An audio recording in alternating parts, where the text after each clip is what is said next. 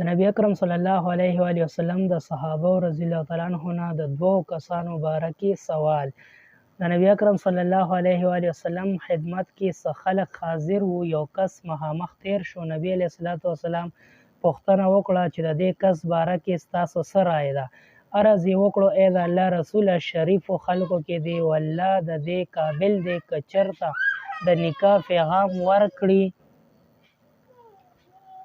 نو قبول به شي، د چا سفارش وکړي نو او به منلی شي. نبی علیه الصلاة والسلام واورېد او چپ شو. دې نه پس یو بل صاحب مخامخ تیر شو. نبی علیه الصلاة والسلام د هغه متعلق هم سوال وکړو. خلکو وویل ای د الله رسوله یو مسلمان غریب دی، که چېرته کویدن کوي نو څوک لور خور نه ورکوي، که چېرته شپارس کوي نو نه قبلیږي، خبره کوي څوک ورته توجه نه کوي. نبی علیه الصلاة والسلام ارشاد وفرمایو چې دغې ړومبي په شان نه که چېرې ټوله دنیا ډکه شي نو د هغې ټولو نه دا کس بهتر دی. پیدا کې لیکي مطلب دا دی چې صرف دنیاوي شرافت د الله تعالی په نزد هیڅ عزت نه لري. یو مسلمان غریب چې د هغه په دنیا کې هیڅ هم عزت نه وي، د هغه خبره چېرته نشي اورېدلی، د الله تعالی په نزد د سوونو هغه شریفانانو نه بهتر دی چې د چا خبرې ته دنیا کې ډېر په عزت سره کتلی شي او هر څوک د هغه خبرې اورېدلو او منلو ته تیار دي، خو د الله تعالی په نزد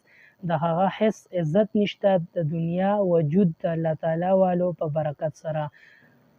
دا خو حدیث کې په خپله موجود دي چې په کوم ورځ دنیا کې د الله تعالی نوم اخیستونکي پاتې نشي، قیامت به راشي او د دنیا وجود به ختم کړی شي. د الله تعالی د پاکې نامې دا برکت دی چې د دنیا ټول نظام قایم دی.